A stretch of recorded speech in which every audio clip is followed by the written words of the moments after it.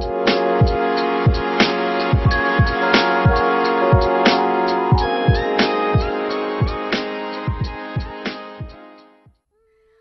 everyone, my name is Willow Rose Moon Dancer and I make videos here on YouTube about Wicca.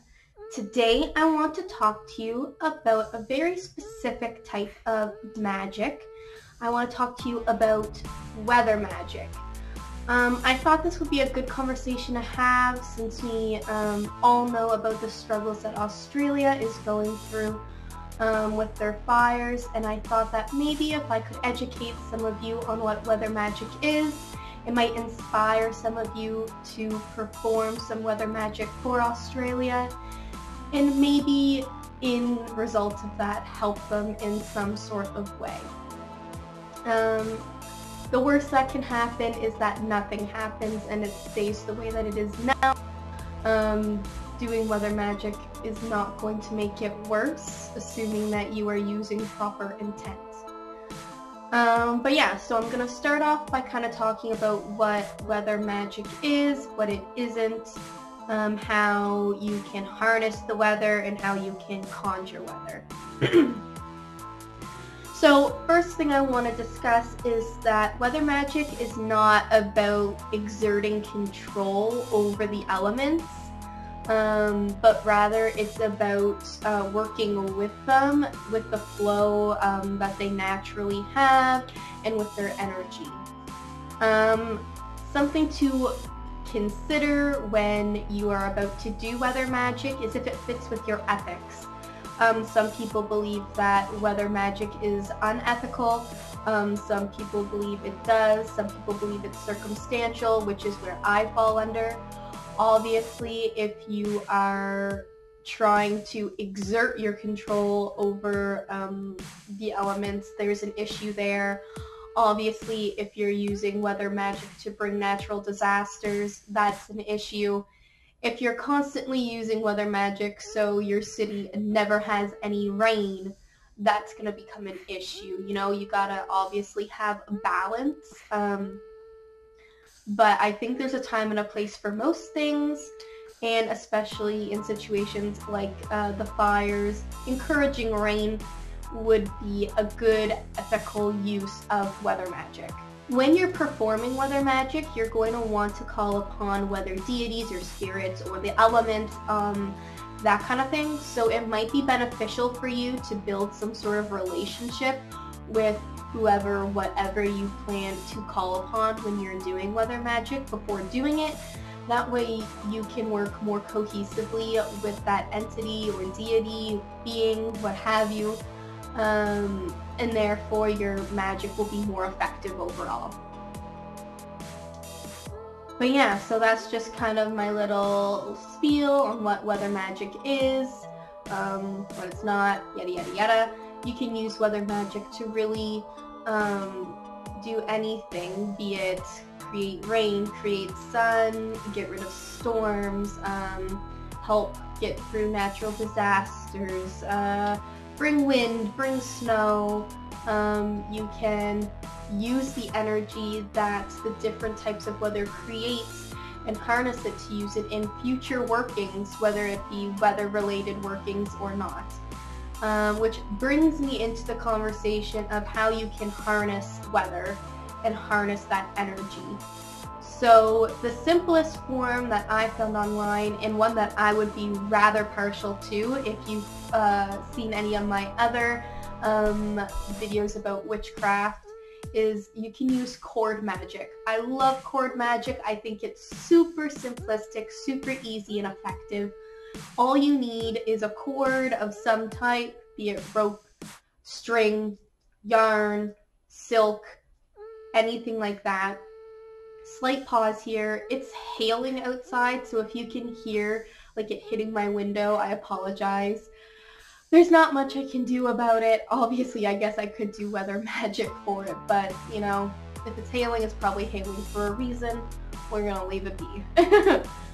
But yeah, so you need something like that, a cord of some sort, and you want it to be the length of your forearm, which is from your highest tip on your finger, which I think for most people is their middle finger, although I feel like some people might have like one of these fingers be higher, but anyway, highest finger to your, what I affectionately call your elbow pit, right here. That is your forearm. So you want to cord that length. And then you want to get as close to the weather that you're trying to harness the energy from that is as safely as you can, sorry. So like obviously if you're trying to harness a snowstorm, you can just go outside your door and it's right there. It's not too unsafe to just be standing in that. If you want to harness a rainstorm, same thing, you know, the sun, same thing. Make sure you're standing in the sun and not in the shade.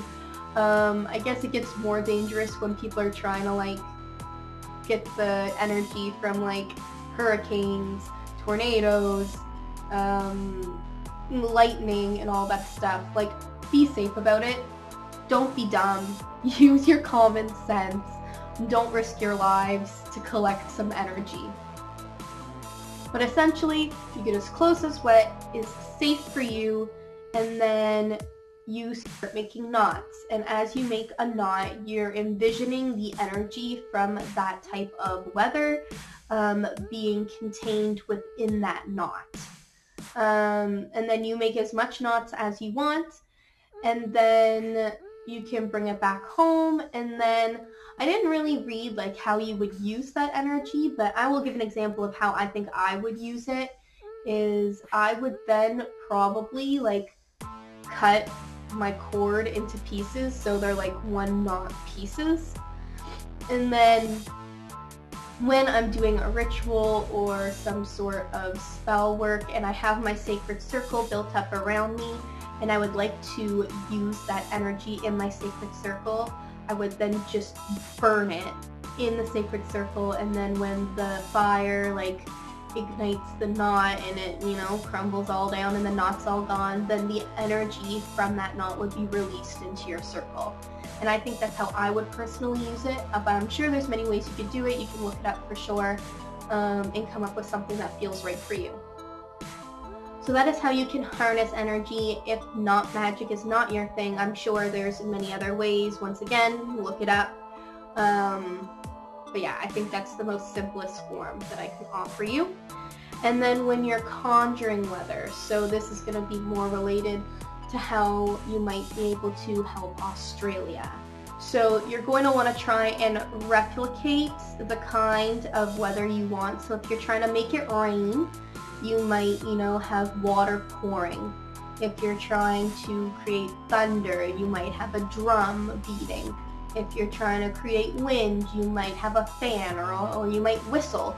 You really use your imagination, and as long as it makes sense why these two things would be related, the weather and then the replication, as long as it makes sense why they would go together and you're really using your intent, it should be perfectly fine.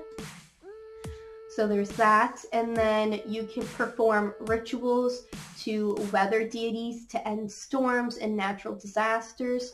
So you could be performing a ritual to a deity in your pantheon that works with fire maybe, or rain, depending on what method you want to go about it. If you want to go to a fire deity to ask them to stop the fire, or if you want to go and ask like a more like rain deity if they would help you stop the fire.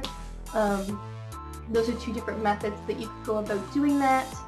And then if you are also trying to stop some sort of natural disaster, some sort of storm, something like that, you want to envision like that particular thing that you're trying to get rid of being like blown away or taken away. So if you're trying to get rid of a storm, you might want to envision a wind god blowing the storm away. Or if you're wanting it to stop snowing for whatever reason, you might envision a sun deity warming up the air and bringing the sun out, that sort of thing.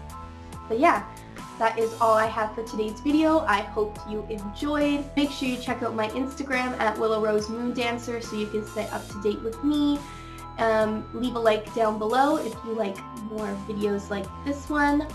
And lastly, make sure you subscribe because I make videos every Tuesday, every Thursday, and every Sunday.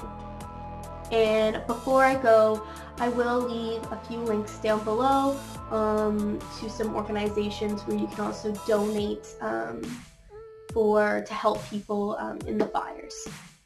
But yeah, and until next time, blessed be.